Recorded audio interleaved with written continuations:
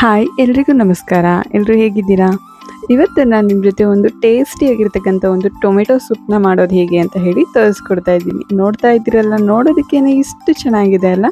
ಹಾಗೆಯೇ ಇದ್ರ ಟೇಸ್ಟ್ ಕೂಡ ತುಂಬಾ ಚೆನ್ನಾಗಿರುತ್ತೆ. ಅದ್ರ ಮೇಲೆ ಈ ರೀತಿ ಫ್ರೈ ಮಾಡಿರ್ತಕ್ಕಂಥ ಬ್ರೆಡ್ ಸ್ಲೈಸಸ್ನ ಹಾಕಿ ತಿಂತಾ ಇದ್ರಂತೂ ತುಂಬಾ ಟೇಸ್ಟಿಯಾಗಿರುತ್ತೆ. ಮನೆಯಲ್ಲೇ ತುಂಬ ಈಸಿಯಾಗಿ ಮಾಡ್ಕೊಬೋದು. ಟೊಮೆಟೊ ಸೂಪ್ನ ಹಲವಾರು ರೀತಿಯಲ್ಲಿ ಮಾಡ್ತಾರೆ. ಆದರೆ ಇವತ್ತು ನಾನು ತುಂಬ ಸಿಂಪಲ್ಲಾಗಿ ಹಾಗೆಯೇ ತುಂಬ ಬೇಗ ಮಾಡ್ಕೊಳ್ಳೋದು ಹೇಗೆ ಅಂತ ಹೇಳಿ ತೋರಿಸ್ಕೊಡ್ತಾ ಇದ್ದೀನಿ. ಇದಕ್ಕೆ ಮೊದಲನೇದಾಗಿ ನಾನಿಲ್ಲಿ ಸ್ವಲ್ಪ 4 ಜಾಮೂನ್ ಟೊಮೆಟೊ ಹಣ್ಣು ತೊಗೊಂಡಿದ್ದೀನಿ. ಇದಕ್ಕೆ ಯಾವುದೇ ಕಾರಣಕ್ಕೂ ಹುಳಿ ಟೊಮೆಟೊ ಹಣ್ಣು ಯೂಸ್ ಮಾಡಬೇಡಿ, ಸ್ವೀಟ್ ಟೊಮೆಟೊ ಹಣ್ಣು ಯೂಸ್ ಮಾಡಿ. ಇದನ್ನು ಈ ರೀತಿ ಚೆನ್ನಾಗಿ ವಾಶ್ ಮಾಡಿಕೊಂಡು ಸಣ್ಣಗೆ ಕಟ್ ಮಾಡಿ ಒಂದು ಕುಕ್ಕರ್ಗೆ ಹಾಕ್ಕೊಳ್ಳಿ. ಅದ್ರ ಜೊತೆಗೆ ನಾನಿಲ್ಲಿ ಒಂದು ಈರುಳ್ಳಿ ಹಾಗೆಯೇ ಒಂದು ಕ್ಯಾರೆಟ್ನ ಕೂಡ ಹಾಕ್ತಾ ಇದ್ದೀನಿ. ಇದಕ್ಕೆ ಸಕ್ಕರೆ ಬದಲಾಗಿ ನಾನಿಲ್ಲಿ ಕ್ಯಾರೆಟ್ನ ಯೂಸ್ ಮಾಡ್ತಾ ಇದ್ದೀನಿ ಸ್ವೀಟಿಗೆ. ಹಾಗೆಯೇ ಸ್ವಲ್ಪ ಶುಂಠಿ, ಬೆಳ್ಳುಳ್ಳಿ, ಒಂದು 3 ಬ್ಯಾಡಗಿ ಮೆಣಸಿನ್ಕಾಯಿ, ಹಾಗೆ ಕೊತ್ತಂಬರಿ ಸೊಪ್ಪಿಂದು ದಿಂಡೆ ಏನು ಬರುತ್ತೆ ಅದನ್ನು ಯೂಸ್ ಮಾಡ್ತಾ ಇದ್ದೀನಿ. ಹಾಗೆ ಇದಕ್ಕೆ 1 ಗ್ಲಾಸಷ್ಟು ನೀರನ್ನು ಹಾಕ್ಕೊಂಡು ಒಂದು ಲಿಡ್ನ ಕವರ್ ಮಾಡಿ ಇದನ್ನು ಒಂದು 3 ವಿಷಲ್ ಆದ್ರೂ ನಾವು ಒಂದು ಮೀಡಿಯಂ ಫ್ಲೇಮಲ್ಲಿ ಇಟ್ಟು ಕೂಗಿಸ್ಕೊಬೇಕಾಗುತ್ತೆ. ಇದಕ್ಕೆ ಅಂತ ಹೇಳಿ ನಾನಿಲ್ಲಿ ಸ್ವಲ್ಪ ಚಕ್ಕೆ, ಲವಂಗ, ಜೀರಿಗೆ ಮತ್ತು ಸೋಂಪು ಹಾಗೆಯೇ 1-2 ಏಲಕ್ಕಿ ತೊಗೊಂಡಿದ್ದೀನಿ.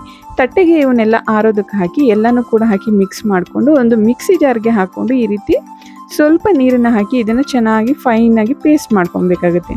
ನಾವೇನು ಪೇಸ್ಟ್ ಮಾಡ್ಕೊಂಡಿದ್ದೀವಿ ಇದನ್ನು ಒಂದು ಜಾಲರಿನಲ್ಲಿ ಹಾಕಿ ಇದನ್ನು ಚೆನ್ನಾಗಿ ನಾವು ಬೇಕಾಗುತ್ತೆ. ಕ್ಲೀನಾಗಿ ಎಲ್ಲನೂ ಕೂಡ ಇದು ಮಾಡ್ಕೊಳ್ಳಿ. ಸ್ವಲ್ಪ ನೀರು ಬೇಕು ಅಂತ ಅನಿಸಿದ್ರೆ ಇದಕ್ಕೆ ಒಂದು 1/4 ಲೋಟ ಅಥವಾ ಒಂದು ಅರ್ಧ ಲೋಟದಷ್ಟು ನೀರನ್ನು ಕೂಡ ಹಾಕ್ಕೊಂಡು ಇದನ್ನು ಚೆನ್ನಾಗಿ ನಾವು ಸೋಸ್ಕೊಬೇಕಾಗುತ್ತೆ. ನೋಡಿ, ನಾವು ಸೂಪ್ ಅಂತ ಹೇಳಿದ್ರೆ ಅದು ಸ್ವಲ್ಪ ಏನು ಅದರೊಳಗಡೆ ಯಾವುದೇ ರೀತಿ ನಾರಿನಂಶ ಅಂದರೆ ಏನು ನಾವು ರುಬ್ಬಿರ್ತೀವಲ್ಲ ಆ ಮಸಾಲೆ ಎಲ್ಲ ಏನು ಕೂಡ ಇರಲ್ಲ. ತುಂಬ ಕ್ಲಿಯರಾಗಿ ತುಂಬ ಸಾಫ್ಟ್ ಆಗಿರುತ್ತೆ. ನೋಡಿ, ಈ ರೀತಿ ಇಷ್ಟು ಇದು ಬರುತ್ತಲ್ಲ, ಇದನ್ನೆಲ್ಲ ತೆಗೆದು ಹಾಕ್ಬಿಡಿ ಆಚೆಗೆ. ಕ್ಲೀನಾಗಿ ಎಲ್ಲನೂ ಕೂಡ ತೆಗೆದಿಟ್ಕೊಂಡು ಈಗ ಇದನ್ನು ಸ್ಟವ್ ಹಚ್ಚಿ ಇದನ್ನು ಕುದಿಯೋದಕ್ಕೆ ಬಿಡಬೇಕಾಗುತ್ತೆ. ಇದನ್ನು ತುಂಬ ಕುದಿಸೋ ಅವಶ್ಯಕತೆಯೂ ಇಲ್ಲ. ನೋಡಿ, ಸ್ವಲ್ಪ ಇದು ಗಟ್ಟಿ ಇದೆ. ಹಾಗೆಯೇ ಇದಕ್ಕೆ ನಾನಿಲ್ಲಿ ಸ್ವಲ್ಪ ನೀರನ್ನು ಕೂಡ ಹಾಕ್ಕೊತಾ ಇದ್ದೀನಿ. ಇದು ತುಂಬ ಗಟ್ಟಿನೂ ಕೂಡ ಇರಬಾರ್ದು. ನೋಡಿ, ಈ ರೀತಿ ಸ್ವಲ್ಪ ನೀರನ್ನು ಹಾಕಿ ಇದನ್ನು ಚೆನ್ನಾಗಿ ನಾವು ಕುದಿಸ್ಕೊಬೇಕಾಗುತ್ತೆ. ನೋಡಿ, ಒಂದು ಮೀಡಿಯಂ ಫ್ಲೇಮಲ್ಲಿ ಇಟ್ಟು ಒಂದು 2-3 ನಿಮಿಷನಾದರೂ ಇದನ್ನು ಚೆನ್ನಾಗಿ ನಾವು ಕುದಿಸ್ಕೊಬೇಕು. ಈ ರೀತಿ ಕುದೀತಾ ಇರಬೇಕಾದ್ರೆ ಇದಕ್ಕೆ ನಾನಿಲ್ಲಿ ರುಚಿಗೆ ಎಷ್ಟು ಬೇಕಷ್ಟು ಉಪ್ಪನ್ನು ಕೂಡ ಹಾಕ್ಕೊತಾ ಇದ್ದೀನಿ. ಹಾಗೆಯೇ ಇದಕ್ಕೆ ನಾನಿಲ್ಲಿ ಸ್ವಲ್ಪ ಕಾರ್ನ್ಫ್ಲೋರ್ದು ಸ್ಲರಿ, ಏನು ಕಾರ್ನ್ಫ್ಲೋರ್ನ ಸ್ವಲ್ಪ ಒಂದು 2 ಸ್ಪೂನಷ್ಟು ಕಾರ್ನ್ಫ್ಲೋರಿಗೆ ಒಂದು ಸ್ವಲ್ಪ ನೀರನ್ನು ಹಾಕಿ ಅದನ್ನು ಕೂಡ ಹಾಕ್ಕೊಂಡು ಚೆನ್ನಾಗಿ ಮಿಕ್ಸ್ ಮಾಡಿಕೊಂಡ್ರೆ ಪರ್ಫೆಕ್ಟಾಗಿರ್ತಕ್ಕಂಥ ಒಂದು ಟೊಮೆಟೊ ಸೂಪ್ ರೆಡಿ ಆಗುತ್ತೆ. ಹಾಗೆಯೇ ಇದಕ್ಕೆ ಗಾರ್ನಿಷ್ ಮಾಡ್ಕೊಳ್ಳೋದಕ್ಕೆ ಅಂತ ಹೇಳಿ ಸ್ವಲ್ಪ ಬ್ರೆಡ್ನ ಸ್ಲೈಸಸ್ನ ನಾವು ಇದು ಮಾಡ್ಕೊಂಡು ಎಣ್ಣೆಯಲ್ಲಿ ಫ್ರೈ ಮಾಡ್ಕೊಳ್ಳೋಣ. ನಾನಿಲ್ಲಿ ಒಂದು 2 ಸ್ಲೈಸ್ ಬ್ರೆಡ್ನ ತೊಗೊಂಡಿದ್ದೀನಿ. ಅದರದ್ದು ಎಡ್ಜಸ್ ಏನಿದೆ ಅದೆಲ್ಲನೂ ಕೂಡ ಕಟ್ ಮಾಡಿಕೊಂಡು ಈ ರೀತಿ ಸಣ್ಣದಾಗಿ ಸ್ಕ್ವೇರ್ ಶೇಪಲ್ಲಿ ಕಟ್ ಮಾಡ್ಕೊಂಡಿದ್ದೀನಿ.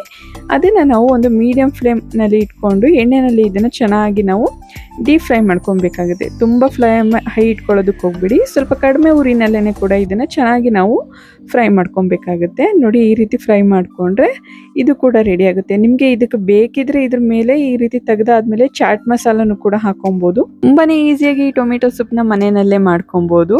ಐ ಹೋಪ್ ನಿಮಗೆ ಈ ವಿಡಿಯೋ ಇಷ್ಟ ಆಗಿದೆ ಅಂತ ಹೇಳಿ ಭಾವಿಸ್ತೀನಿ. ಈ ವಿಡಿಯೋ ಇಷ್ಟ ಆಗಿದ್ರೆ ಈ ವಿಡಿಯೋನ ಲೈಕ್ ಮಾಡಿ, ಶೇರ್ ಮಾಡಿ, ಹಾಗೆಯೇ ಕಮೆಂಟ್ ಮಾಡಿ. ಎಲ್ರಿಗೂ ಕೂಡ ತುಂಬ ಧನ್ಯವಾದಗಳು.